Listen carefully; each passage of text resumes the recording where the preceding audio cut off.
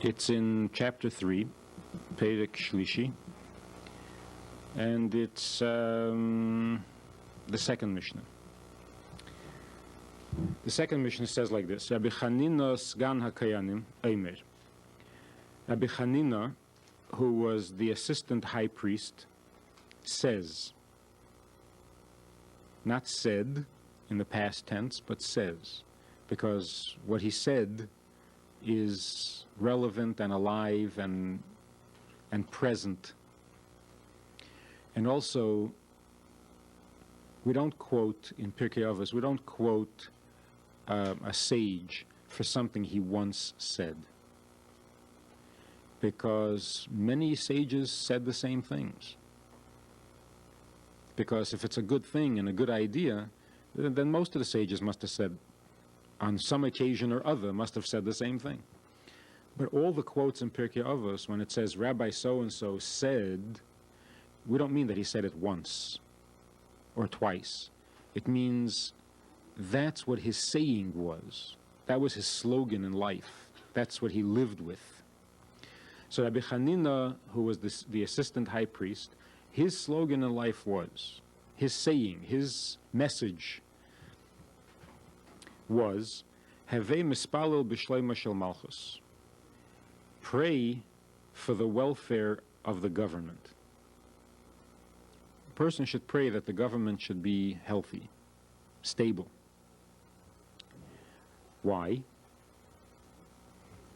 She'il mole meira, because were it not for the fear of government, for the authority of government, ish esre'ehu chayim beloi. A person would swallow his friend alive. People would swallow each other alive. In the same Mishnah, he goes on to say that Rabbi Chanina ben Tradian, that Rabbi Chanina, the son of Tradian, said that Shnayim sheyeshvim ve'ein b'neihem divrei seira, two people who are sitting together and they don't exchange words of Torah, they don't speak something meaningful from the Torah. Harei meishav leitzim. This is considered a gathering of the scoffers, cynics. As it says right in the beginning of Psalms of Tillim, ubemeishav leitzim lo yashav. In the dwelling of scoffers, he does not sit. He's describing a righteous person. A righteous person doesn't sit in a dwelling of scoffers. Aval shnayim sheyeshvim v'yesh b'neihem divrei seira, but two who sit and they do share or exchange a word of Torah. Shchina shruya b'neihem, then the Shchina is present with them. And he brings a quote to prove that.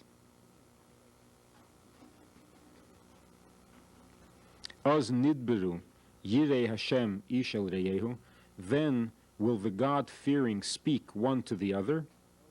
Vayakshev Hashem vayishma, and God will listen in and hear. In other words, God will be present, will participate in that conversation. V'yekosif sefer zikaron lefanov, and it will be inscribed in a diary, in a memory book before God. Liyirei Hashem u'lechesh v'shmei, for those who fear God and who think about God's name. Now, a couple of questions. The first part of the Mishnah, Rabbi Chanina, the assistant Kohen Gadol, the assistant high priest, says, pray for the welfare of the government, because were it not for the fear of government, people would swallow each other alive. And then Rabbi Chanina says, and this is in the same Mishnah, Rabbi Chanina says that two people who sit and they don't have words of Torah, it's a gathering of scoffers, and if they do, then the Shechina is with them. What's the connection? Why shouldn't this be two separate Mishnahs? There's no relationship between these two statements. One says, pray for the welfare of the government, and the other one says that if you're sitting with somebody, you should talk words of Torah. What's the connection? But more than that, if you want to say that without government people would destroy each other, there's a very simple way of saying it. Say, pray for the welfare of the government, because without the control and the authority of government, people would kill each other. Isn't that what was basically saying? Say people would destroy each other, people would kill each other, people would be after each other. What is this expression, swallow each other alive? Strange expression. And what's even stranger is that the Mishnah says not that people will swallow each other, or that one would swallow the other alive, but that one would swallow his friend alive. Only his friend, not his enemies? So these words need clarification. Why this expression of swallowing each other alive? And why a friend? Ish esre'ehu. One would swallow up his friend alive. And then on top of it all, what kind of wisdom is this? I mean, this is not what you expect from a great sage. So, hope that the government hangs together, because if the government falls, people will kill each other. Well, so what's new? Where's the wisdom in this? And for this you have to have Pirkei Avos, for this you have to have sages come together and teach you this great lesson, this great insight into morality. It doesn't fit.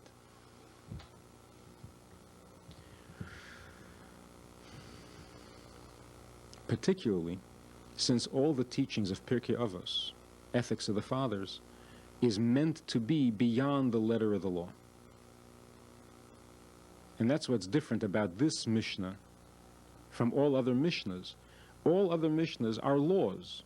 The laws of Pesach, the laws of Shabbos, the laws of sacrifices, the laws of marriage. But in Pirkei Avos, there are no laws. Why? Because it's beyond the letter of the law. So this is beyond the letter of the law. Hope there's a government, otherwise you'll kill each other. This is beyond the letter of the law. Beyond the letter of the law means that you're teaching this to someone for whom the law is already established and taken for granted and doesn't need to be encouraged anymore concerning proper behavior within the letter of the law. And that's why you're now saying, let's go beyond the letter of the law. But to not kill each other is beyond the letter of the law. So how does this fit into Pirkei Avos? And where is the great wisdom here? Possibly, the meaning of it could be this. We're not talking about murderers. We're not talking about people who are out to kill. We're not talking about anarchists that if you don't whip them into shape, they're going to be outlaws, criminals. We're talking about very decent people. People who obviously think they're doing the right thing.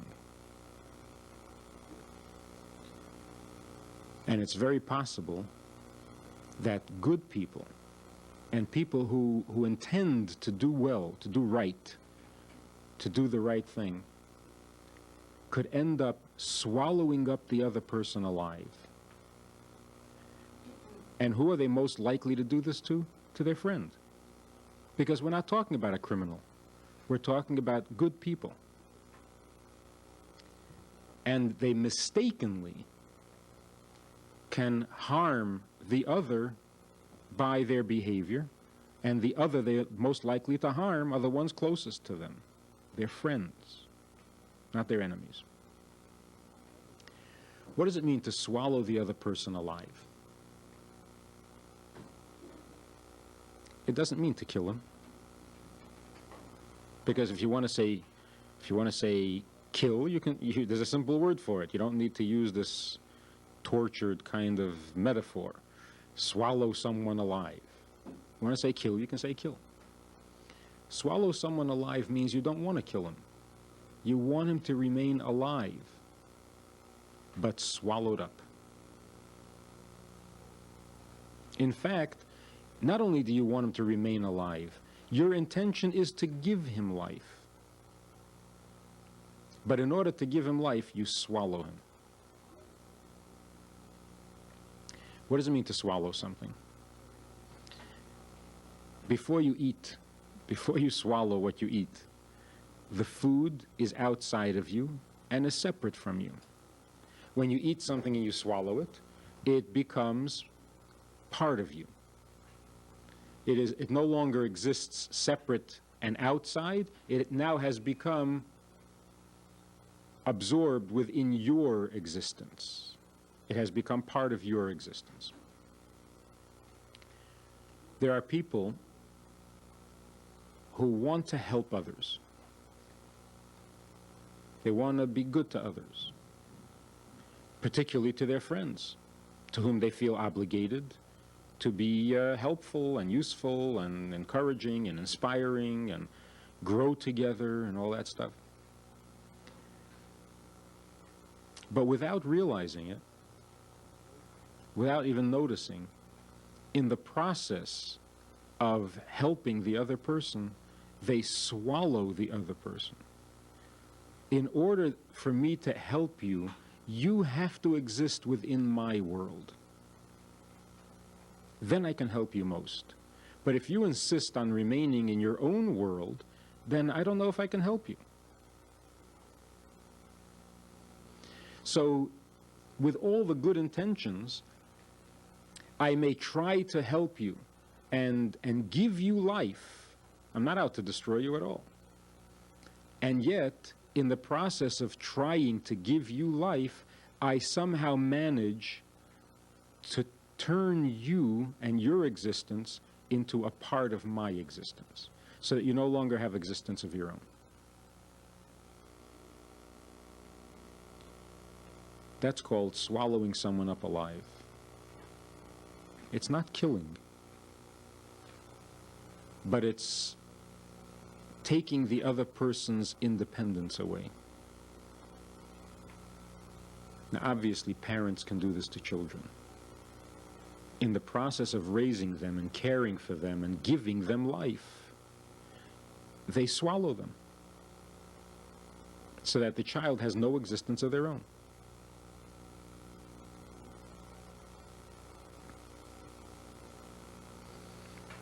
A healthy childhood is where your parents nurture you and they take care of you and they give you life, but they allow your life to be yours, not swallowed up within them. Now, where is the difference? Where's the difference between giving you everything you have and not swallowing you up, or inevitably swallowing you up, since everything you have is mine anyway, because I gave you everything? As the differences are the same as the difference between a friendship, a friend, and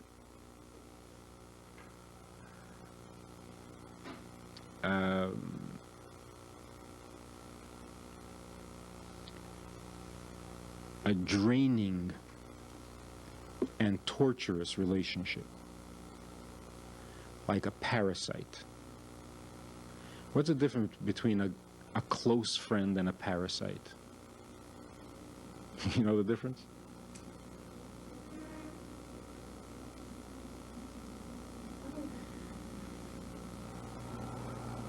Everything, but the border between them is very, very slight, very, very thin. Yes, the parasite lives off you. So does a friend. A friend needs you in some way. Huh?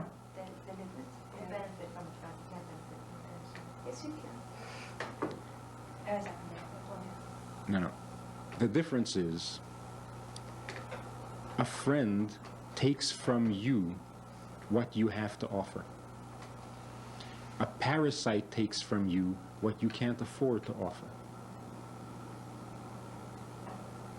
In every friendship, in every relationship, there is the part that you are willing to give, that you can afford to give, that you're disposed to giving. And then there's a part of yourself that you're not about to give. You're not about to share. You're not about to give it up. For whatever reason, good or bad. It may be that you don't want to share the rest because you're selfish. It may be. And it may be that someone ought to talk to you about this because it's not nice. You'll never be a good friend to anyone because you're not willing to share enough of yourself. It may be. But the fact is, there is that part that you don't want to share. A parasite has this incredible talent of immediately recognizing, instinctively sizing up exactly what part you don't want to share, and then incredibly, amazingly finds a way to get into that part of your life and somehow start to take away, to eat up the part that you don't want to share.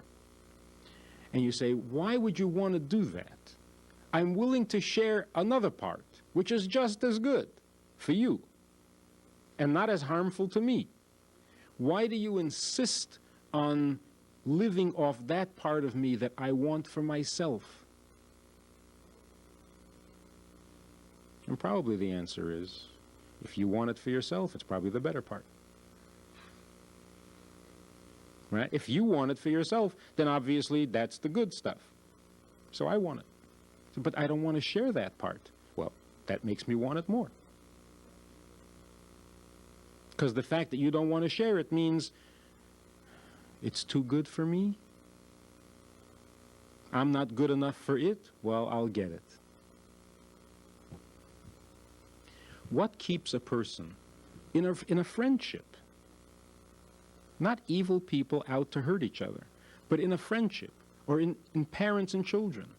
What keeps the parent from eating up that part of the child that the child wants for himself? What keeps the child from doing that to the parent? Now, this thing about grown children coming home and the parents have just gotten comfortable with being retired and having an empty house and just having each other and living a comfortable, quiet life, and all of a sudden the kids come back. Why? Got no place to stay. Well, consider your parents. Maybe they're enjoying the quiet and the peace and the... Yeah, but I got no place to stay.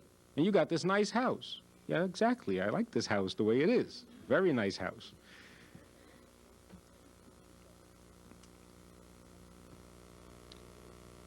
So I mean, the same can be true with any friendship.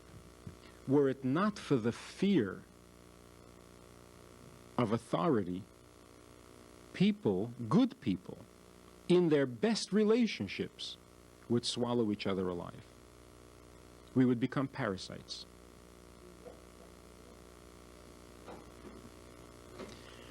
There's a certain kind of life-seeking instinct or impulse where we want to get the richest, the best, the choicest part of the other person's life for ourselves. What stops us from doing that? Now, we see this happening all the time in relationships where there's this insistence on sharing everything. How many couples have come to the divorce courts or to the marriage counselors? And one of them will say, this is not a good relationship, this is not a good marriage, I'm not happy with it, because the husband or the wife is too closed. They don't share. And I've tried for years to open them up and to get them to talk, but they won't. And if you look at the day-to-day existence, it's pretty good. The relationship is a pretty workable relationship. Only one of them wants to share more than the other. And when the other refuses to go any further, then a fight breaks out. So if, for example, we talked about this earlier, some people, because of their upbringing and because of their experience and because of their first impressions in life, live with the definition of relationship or marriage being loyalty. That's their definition, because that's what they saw in their parents. What does it mean to be married? To be loyal. What does it mean to love someone? To be loyal. What does it mean to be a good wife or a good husband? To be loyal. To them, that's it. That's the definition. So they get married with every intention of being good. And to them, that means loyal. But they happen to marry someone who's a little bit more romantic. Because in this family, love was an affectionate expression, an affectionate gesture. Love meant doing something special. Loyalty, you always have to be loyal. Love means something unusual, special, different. And so one spouse pursues the relationship to the best of their ability, the best of their knowledge, and that means a romantic, affectionate relationship. The other one pursues the relationship to the best of their knowledge, and that means loyalty, responsibility, reliability, consistency, and they both think correctly that they're doing a terrific job. So let's say the husband's family is the loyal, steady, reliable kind of thing.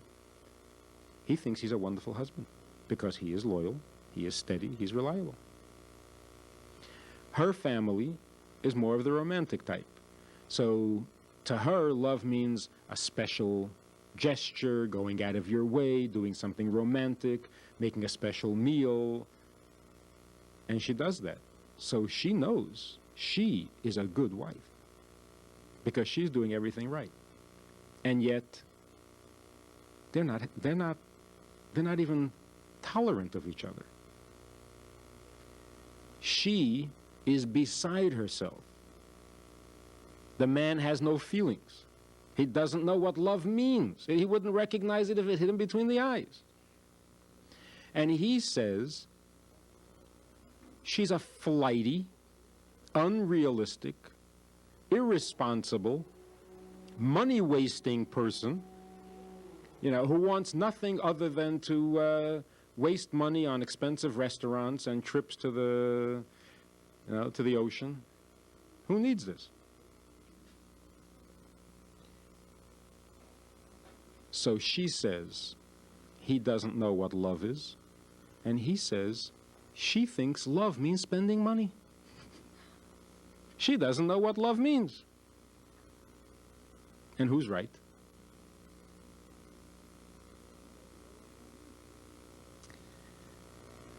They're both right. And they're both wrong. Because she says, love me my way. He says, no, you love me my way. So finally we get down to, in a sec, I'll explain to you what's going on. This reliability and this loyalty, this is love to him. So when he offers you this stability and the reliability and the loyalty and the devotion, then he does love you. She says, what about the feelings? And you say, well, he's not good at sharing feelings. She says, well, I'll work on that. So what do you mean you're going to work on that?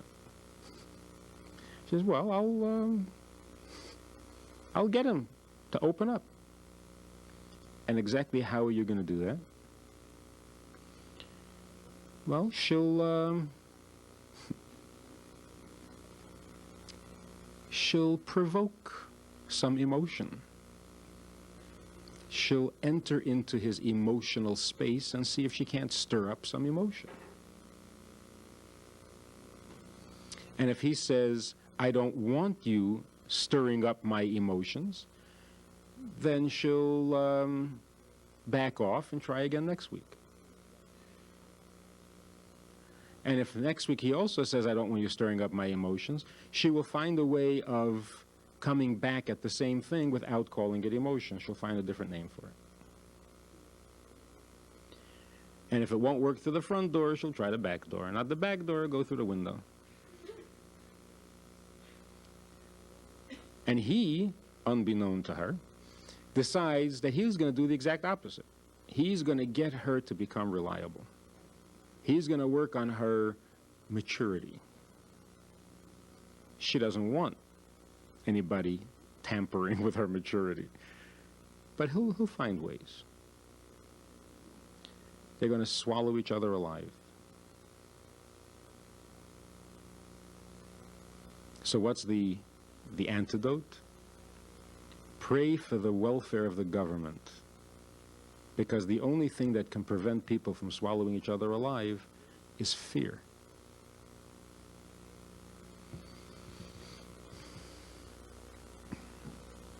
What often happens is that parents who do this to their children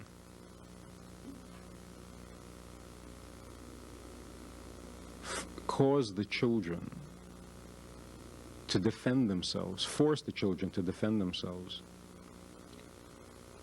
by doing the same to their parents. I mean, some just run away. But more often, they turn around and do exactly that to the parents. And that's why the expression is, one will swallow up the other. It's not a one-way thing. It always causes a reaction, and it works both ways. So children will turn around, and I think there's a term for it in psychology. The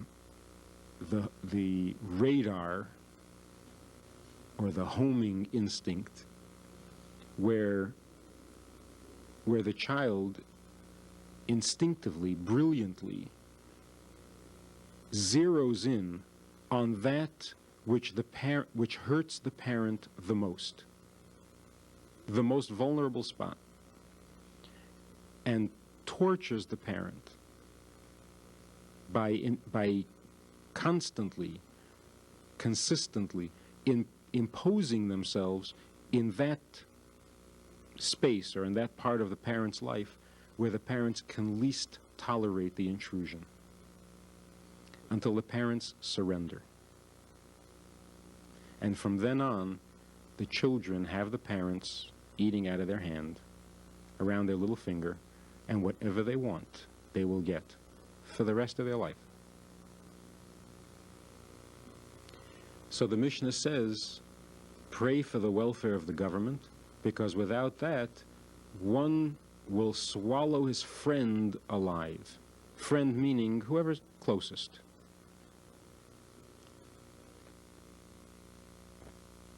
Now, what does government mean? The antidote to this swallowing one another alive is fear.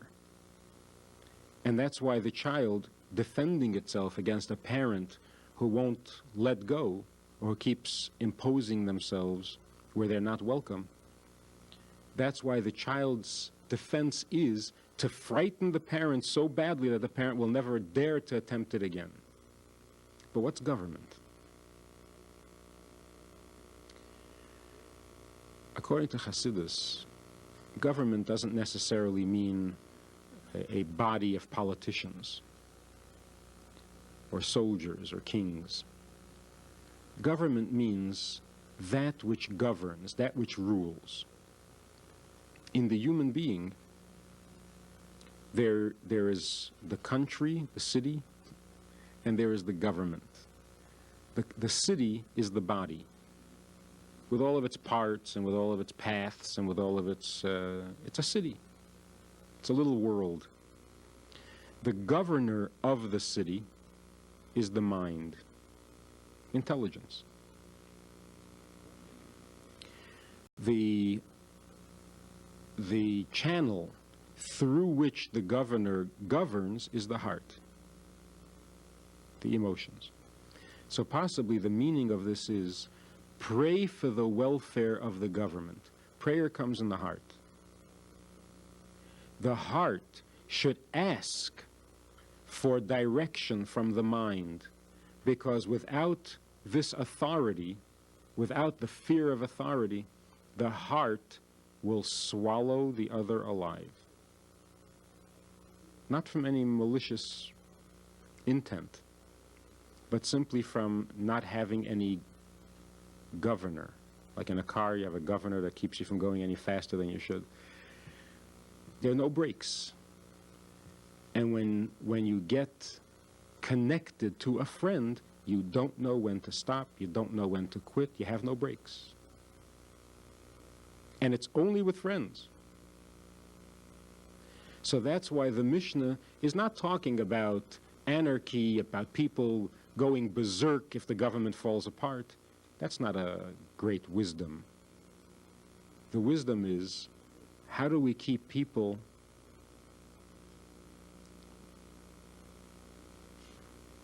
who have friends, not people who have enemies, how do we keep them from destroying themselves in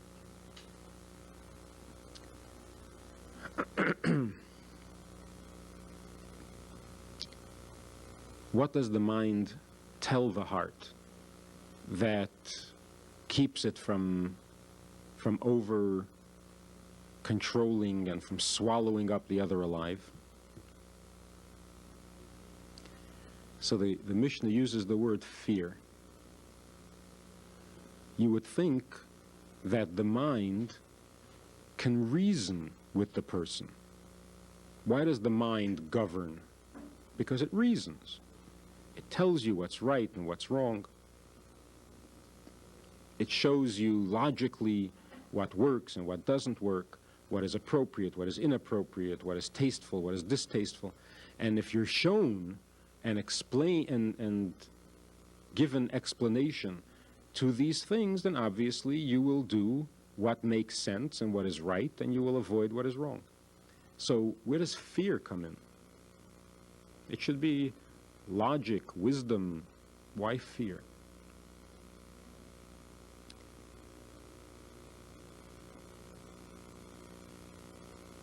This discipline that a person needs to have on their emotions will never come from logic. Logic is not strong enough.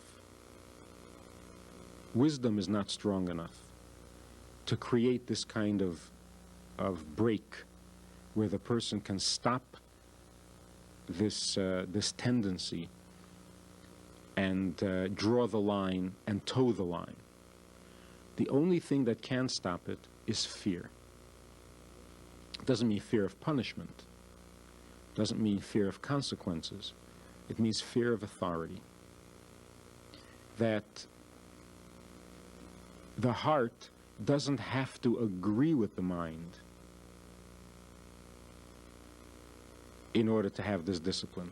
Or agreeing isn't going to create the discipline. The discipline comes when the mind has the authority so that the heart is afraid to go against what the mind says. That's what creates breaks on our emotions.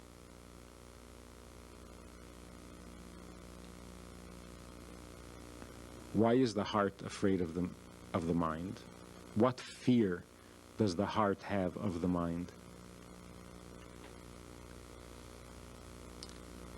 Fear of authority, again, doesn't mean fear of punishment.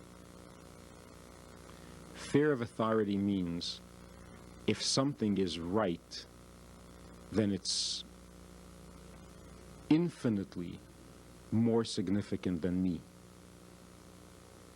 And therefore, I don't have the chutzpah to go against it. That's fear. When the heart agrees with the mind, when you talk to someone and you convince them that your argument is correct, they will agree with you and they will cooperate with you. But they can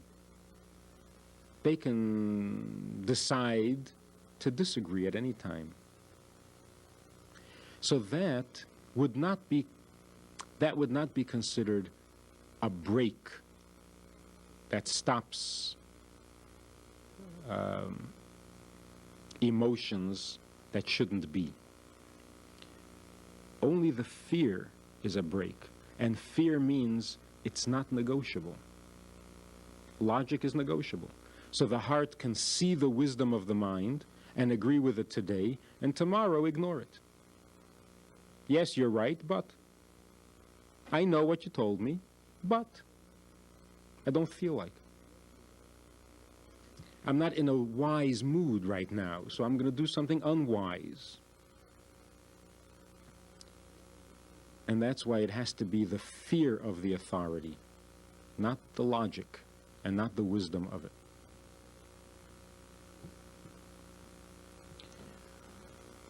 And it's interesting that the author of the statement, Rabbi Hanina, is the assistant high priest.